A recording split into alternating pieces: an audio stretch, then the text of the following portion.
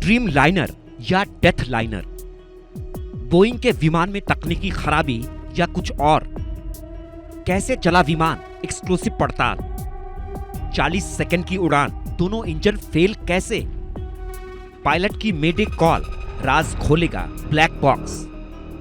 क्या whistle blower की चेतावनी सुनी होती तो टल सकता था हादसा।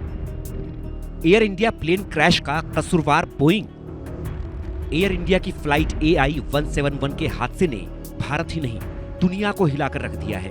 अहमदाबाद में विमान की उड़ान के 40 सेकंड बाद ही क्रैश होने को लेकर कई सवाल उठ रहे हैं। बताया गया कि इस विमान की सुरक्षा को लेकर एक विसल ब्लोअर ने कुछ साल पहले ही सख्त चेतावनी दी थी। न्यूयॉर्क टाइम्स ने 2024 में बोइंग के एक इंजीनियर सैम सालेहपुर की एक रिपोर्ट छापी थी। सैम ने FAA यानी फेडरल एविएशन एडमिनिस्ट्रेशन में एक शिकायत दर्ज कराई थी। उन्होंने 787 ड्रीमलाइनर और 777 विमान में बड़ी कमियों के बारे में बताया था। सैम का कहना था कि विमान बनाते समय कुछ शॉर्टकट अपनाए गए, इससे विमान की उम्र कम हो सकती है और बड़ा हादसा भी हो सकता है। मैं बोइंग को बदनाम नहीं करना चाहता, मैं इसलिए ये सब कर रहा हूँ ताकि कोई हादसा न हो। विमान के फ्यूजलेज यानी विमान के ढांचे में कुछ गैप को ठीक नहीं किया गया है, इससे उड़ान के दौरान विमान पर दबाव बढ़ सकता है और ये खतरे में पड़ सकता है। I raised concerns internally. I was sidelined. I was told to shut up. I received physical threats. My boss said I would have killed someone who said what you said in a meeting. And then this is not a safety culture when you get threatened by bringing issues of safety concerns. Sam की चिंता को अनदेखा नहीं किया जा सकता था, इसलिए FAA और बोइंग ने ड्रीमलाइनर की डिलीवरी रोक दी थी। लगभग 2 साल तक उन्होंने इसी समस्या की जांच की थी, लेकिन छोटे छोटे गैप को ठीक नहीं किया गया। हालांकि बोइंग ने कहा था कि उसने इस समस्या को ठीक कर लिया है। विमानों की डिलीवरी फिर से शुरू हो गई।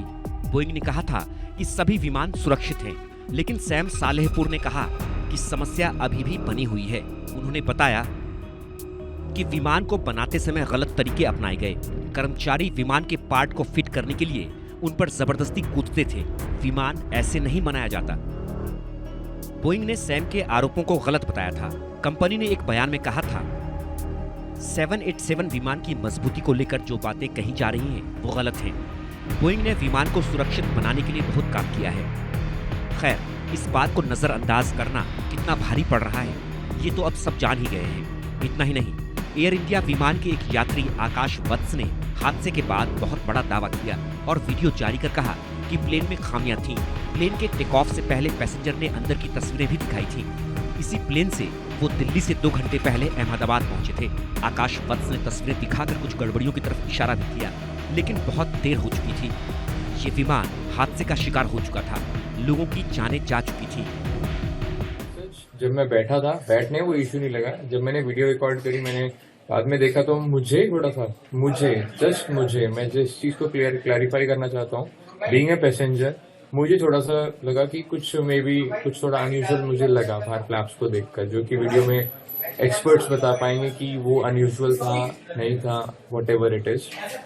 तो एक चीज तो मैं ये क्लैरिफाई करना चाहता हूँ आपके माध्यम से कि मैंने अपना ओपिनियन दिया है। मैंने ये नहीं बोला कि जो मैं बात बता रहा हूँ ये वो वैलिड पॉइंट्स है जिनसे कि प्लेन क्रैश हुआ होगा। I never said that. घूम फिर कर सवाल फिर वही कि उड़ान के 40 सेकंड बाद ही विमान अचानक नीचे कैसे आने लगा। 3505 मीटर का रनवे था। इसके बाद विमान 3.2 किलोमीटर ही उड़ सका और BJMC कॉलेज के पास क्रैश हो गया। विमान में 2 इंजन थे, क्या दोनों खराब हो गए? क्या विमान में तकनीकी खराबी थी? क्या कोई सॉफ्टवेयर खराबी थी? पायलट की मेडे कॉल भी आई, लेकिन जब तक उसका रिप्लाई दिया जाता तब तक विमान आग का गोला बन चुका था। अब विमान का DVR मिल गया है। बताया जा रहा है कि इससे कई सारे राज खुल सकते हैं। ब्लैक बॉक्स भी कई राज खोलेगा।